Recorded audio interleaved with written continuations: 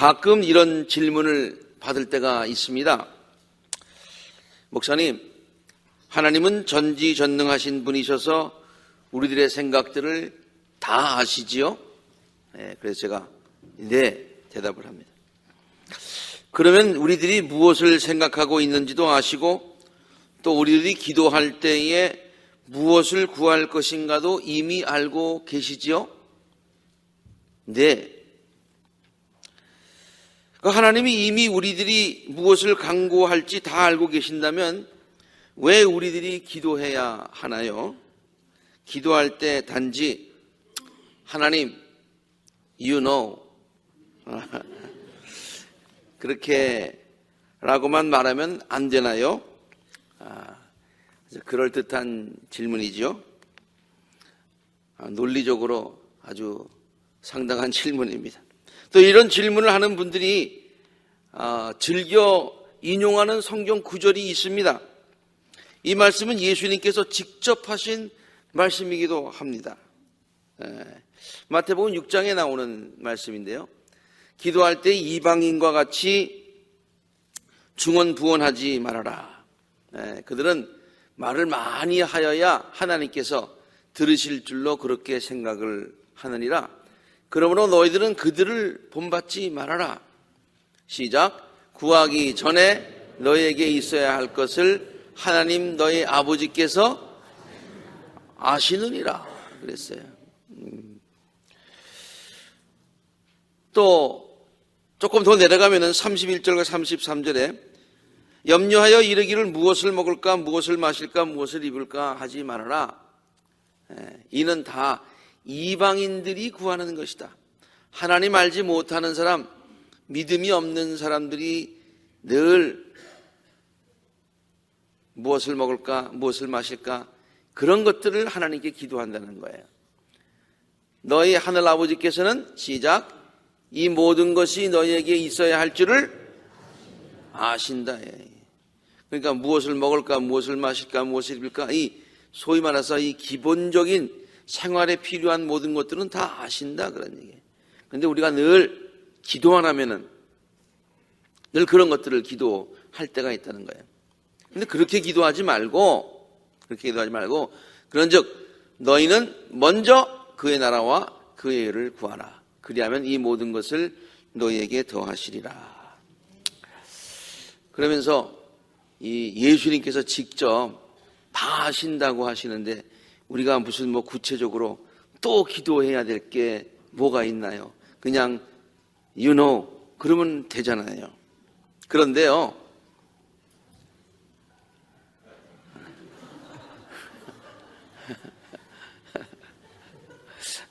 이게 아멘입니다. 예, 아멘. 아멘 대신에 까똑까똑 그러는 거예요. 자, 그런데요, 우리는 예수님께서 하신 이 말씀을 그냥 그 말만 듣지 말고 예수님께서 이 말씀을 어떤 상황에서 하셨는가 이게 전체의 문맥을 우리가 보면서 살펴봐야 되는 거예요.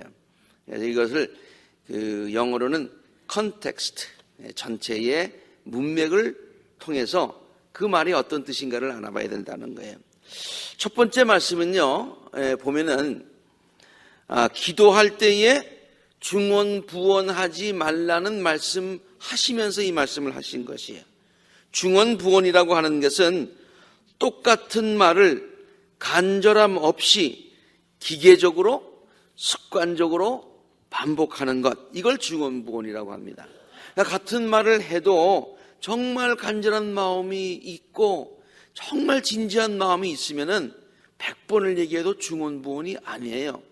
그런데 아무런 뜻 없이 기계적으로 습관적으로 말만 많이 하는 것, 이것을 중언부언이라고 그렇게 얘기를 합니다.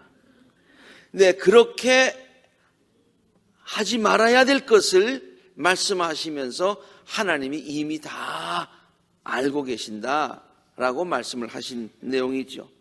두 번째 말씀도 항상 기도할 때에 많은 사람들이 그저 무엇을 먹을까, 무엇을 마실까, 무엇을 입을까 걱정하면서 그것 달라고 그것만 자꾸만 기도를 한다는 거예요.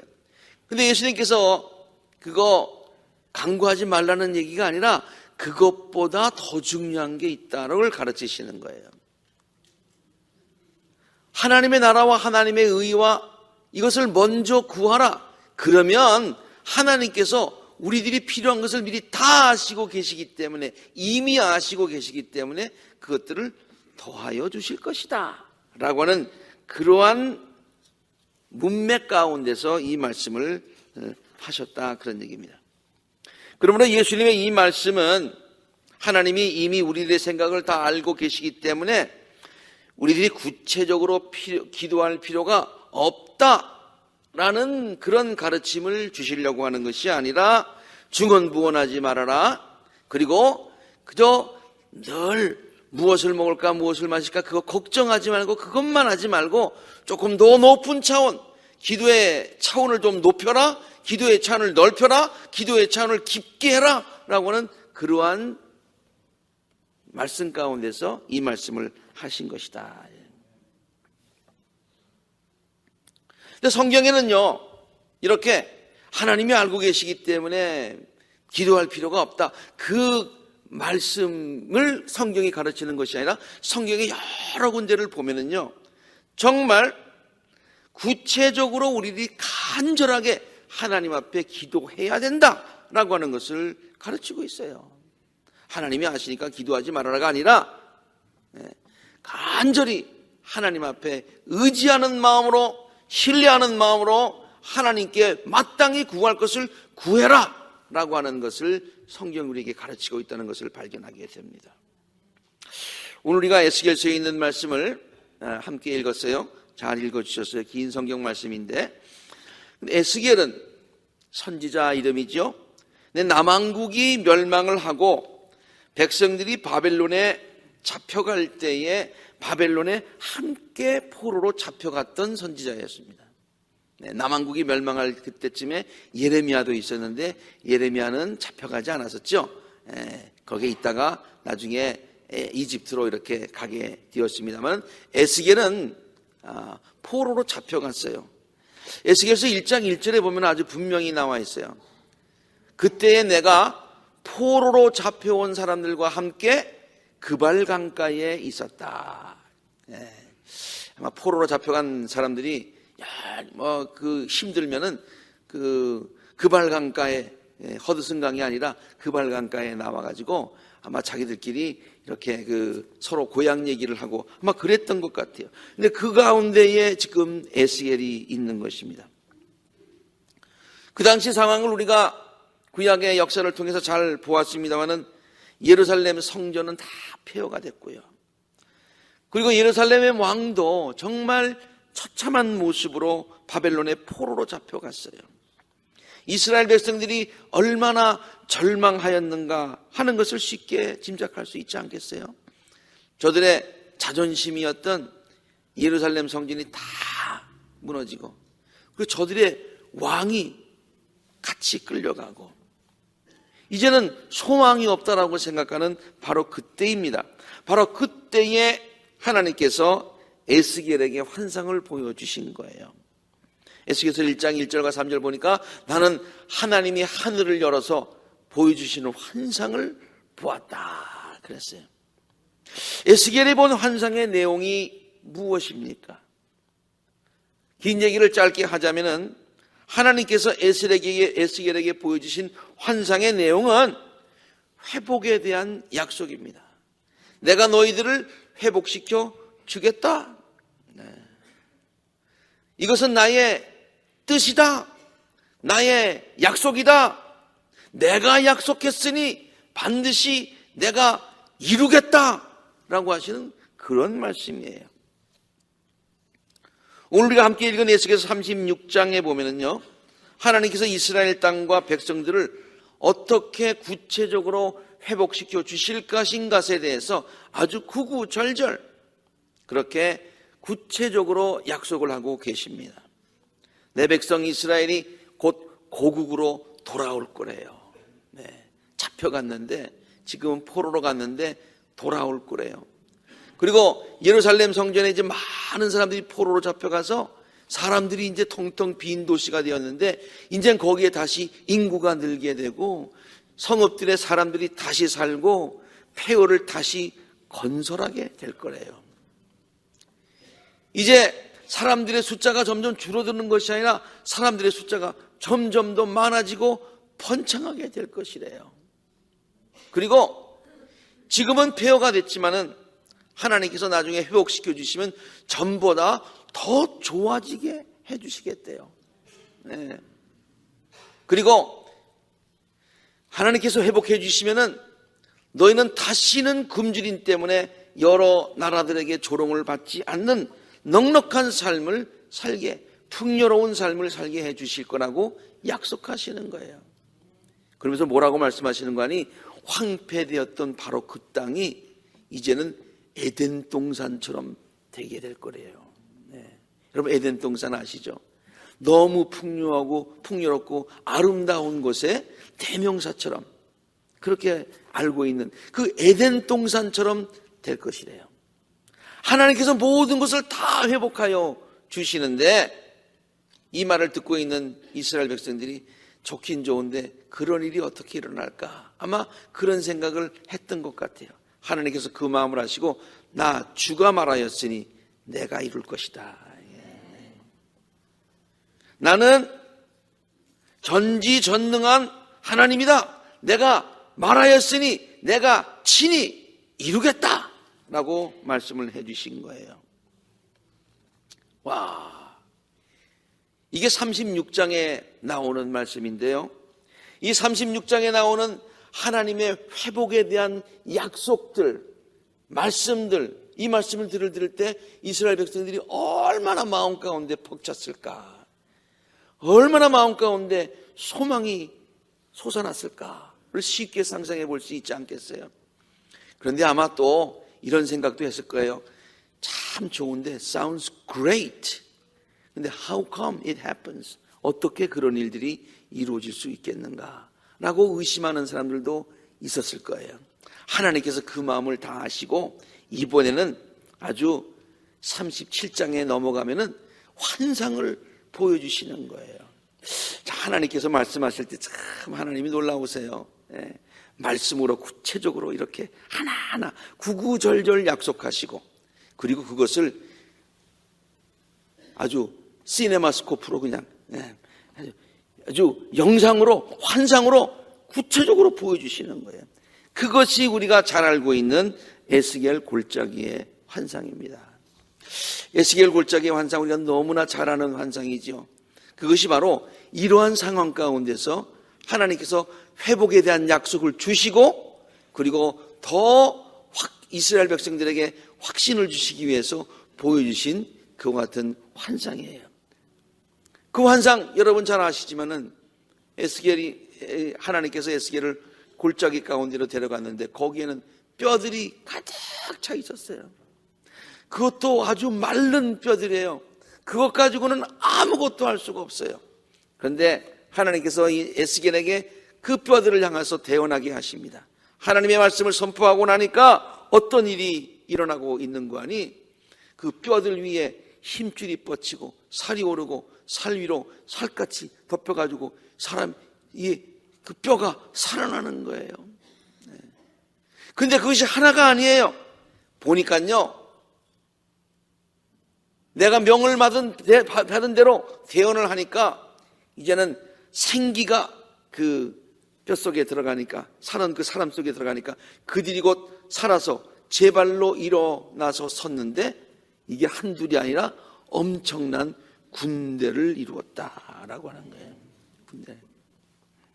아주 마른 뼈가 큰 군대가 된다는 것, 엄청난 거예요.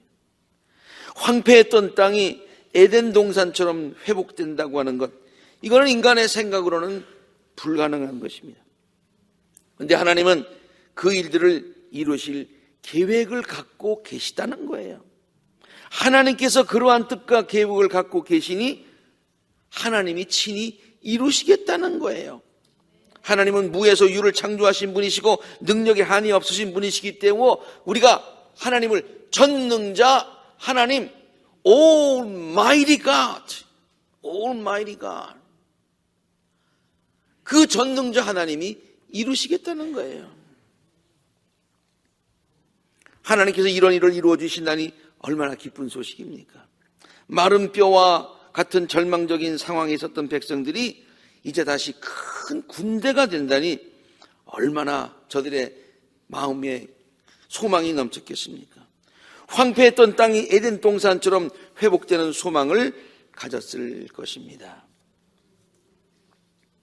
자, 하나님께서 이렇게 말씀해 주시고 약속해 주시고 환상까지 보여 주셨어요. 이제는 백성들 마음 가운데 확신이 생겼겠죠. 근데 하나님께서 좀 염려를 하시는 거예요. 정말 너무 확실한 말씀과 너무 확실한 환상을 보았기 때문에 백성들은 또 하나님께서 말씀하셨으니 하나님께서 친히 다 이루신다니 백성들은 할 일이 없는 거예요.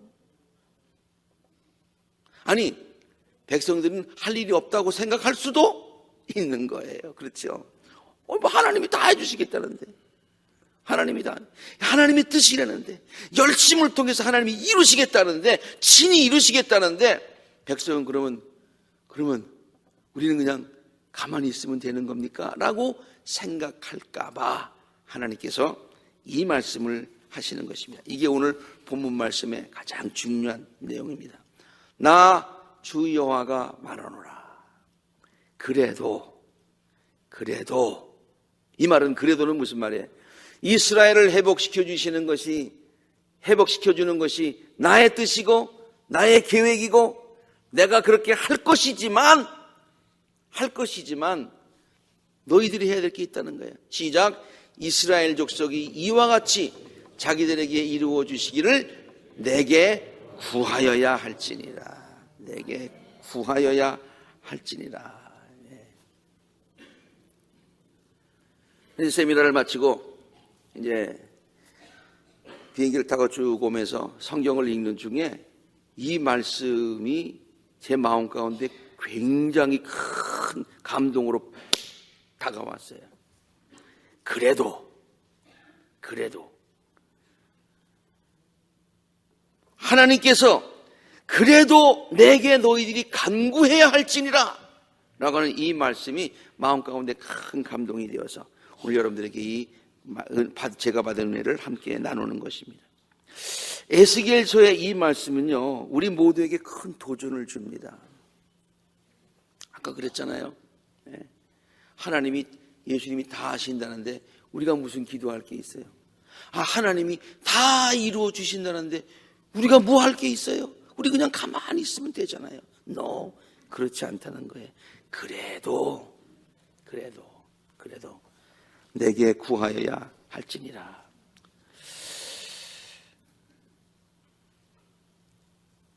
우리를 향하여 갖고 계신 하나님의 뜻이 선하시고 또 그 뜻을 갖고 계신 하나님은 전지전능하신 분이시긴 하지만은 한번 같이 제가 한번 읽겠습니다. 우리들에게 큰 도전을, 이 에스겔서의 말씀이 도전을 주는 이유가 있는데, 우리들을 향하여 갖고 계신 하나님의 선하신 뜻이 우리들의 삶에 구체적으로 일어나게 하려면 우리들도요, 하나님께 전심을 다해서 간구해야 된다라고 하는 것을 성경이 우리들에게 가르쳐주고 있는 줄로 믿습니다.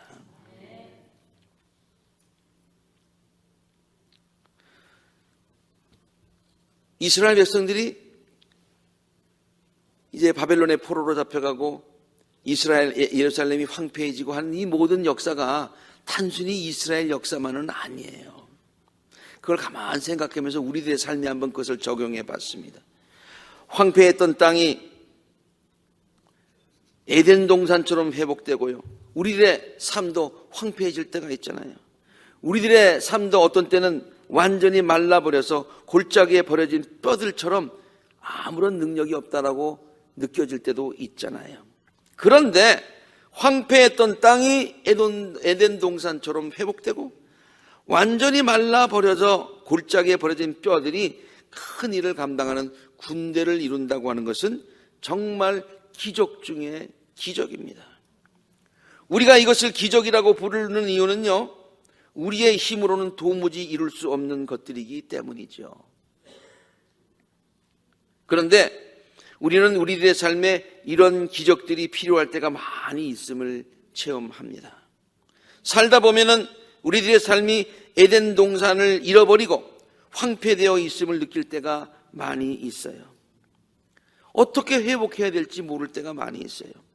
우리들의 삶이 다 지치고 진이 빠져서 골짜기에 마른 뼈처럼 나 뒹굴고 있다고 느껴질 때도 있습니다. 우리들의 삶의 문제들이 엉클어진 실타래처럼 되어서 어디서부터 풀어야 될지 모를 때가 또 많이 있습니다. 우리들의 힘과 노력만 가지고는 에덴 동산을 회복하는 것이 불가능해 보입니다.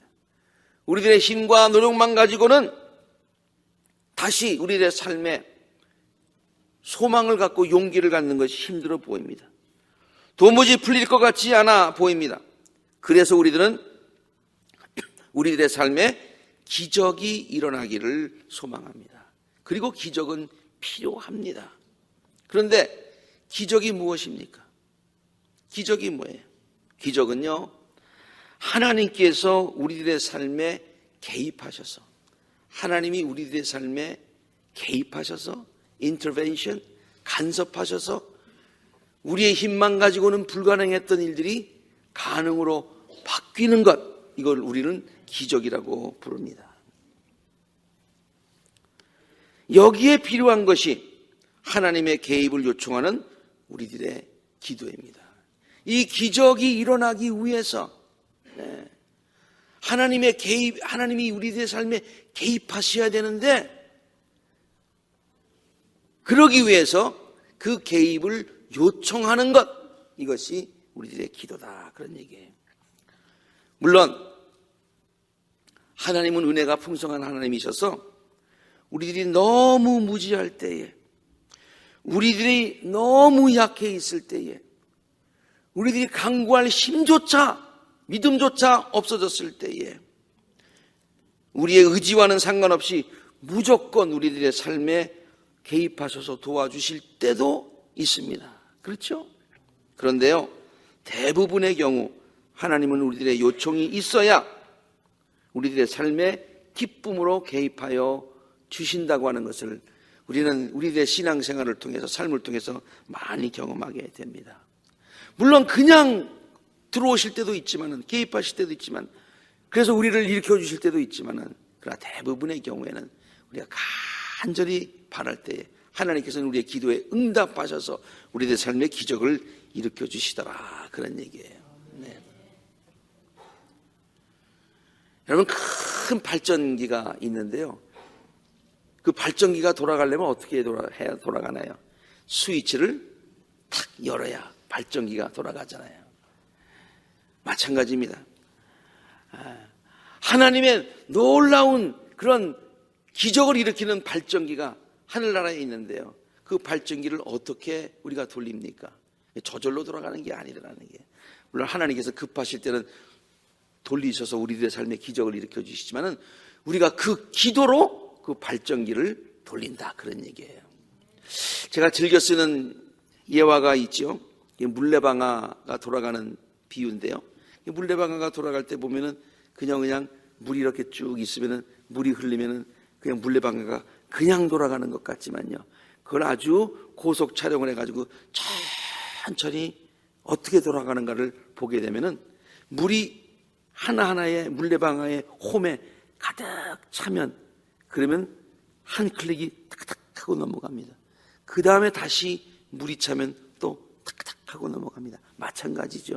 하나님의 기적의 수레바퀴를 돌리는 것도요, 우리들이 기도가 그 홈에 차야 탁탁 넘어가고 탁탁 넘어가게 되는 것이죠. 우리들의 기도가 하나님의 능력의 수레바퀴를 돌릴 수 있게 되기를 간절히 바랍니다.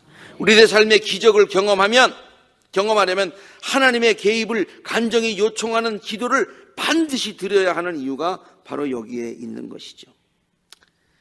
오늘 본문 말씀, 에스겔에게 말씀하신 하나님의 명령을 우리 다시 한번 음미해 보시기를 바랍니다. 나 주 여호와가 말하노라. 나 주 여호와는 너희들에게 회복을 약속했고 회복해 주기를 원하고 소망을 주기를 원하고 너희들을 다시 일으켜 주기를 원하지만 약속을 하였지만 그런 능력이 있지만 그래도 시작 이스라엘 족속이 이와 같이 자기들에게 이루어 주기를 내게 구하여야 할지니라.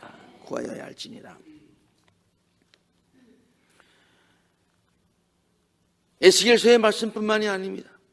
성경의 많은 곳에 하나님께서 우리들의 삶에 개입하시기를 원하시는데 그러기 위해서는 너희들이 구해야 된다. 그러면 내가 그냥 달려가서 도와주겠다라고 하시는 약속의 말씀들이 구약 신약에 많이 있습니다. 예레미야서 33장 3절에 있는 말씀 시작 내가 나를 부르면 내가 너에게 응답하겠고 내가 모르는 크고 놀라운 비밀을 너에게 알려주겠다. 부르면 내가 응답하겠다. 예수님께서 요한복음 14장에 하신 말씀 너희가 내 이름으로 시작 구하는 것은 내가 무엇이든지 다 이루어 주겠다. 구하라. 시작 구하면 내가 다 이루어 주겠다. 계속해서 16장 내가 진정으로 너에게 말한다. 내가 아버지께 구하는 것은 무엇이나 하나님께서 내 이름으로 다 너에게 도와주실 거예요. 지금까지 너희가 아무것도 구하지 않았잖아. 시작 구하여라. 그러면 받을 것이다. 구하여라. 받을 것이다. 그래서 너의 기쁨이 넘치게 될 것이다. 오늘 본문 말씀 마태복음 7장 7절에서 8절에 있는 말씀 시작 구하여라 주실 것이요 찾아라 찾을 것이요 문을 두드려라 열어주실 것이다. 구하면 주실 것이고 찾으면 찾을 것이고 문을 두드리면 열어주실 것이다. 구하는 사람마다 받을 것이고 찾는 사람마다 찾을 것이고 문을 두드리는 사람에게 열어주실 것이다. 하나님의 약속의 말씀인 줄로 믿습니다. 우리들의 삶을 회복시켜 주시는 것이 우리들을 향한 하나님의 뜻입니다. 우리를 향한 하나님의 뜻은 재앙이 아니라 평안입니다. 우리에게 복을 주시길 원하시고 우리들의 삶을 회복시켜 주시길 원하시고 우리에게 소망을 주시는 것이 하나님의 바라시는 것이고 하나님이 계획하신 것이고 하나님이 친히 이루어 주실 것입니다. 그러나 그래도 그 하나님의 뜻이 우리들의 삶에 이루어지기 위해서 간절히 하나님께 부르짖는 우리들의 기도가 우리 모든 성도님들의 삶 속에 구체적으로 있게 되기를 간절히 바랍니다. 그래서 하나님의 놀라운 기적의 역사를 날마다 순간마다 우리들의 삶에 체험하면서 살아가실 수 있는 복된 성도님들이 되시기를 주의 이름으로 축원합니다. 함께 기도하시겠습니다.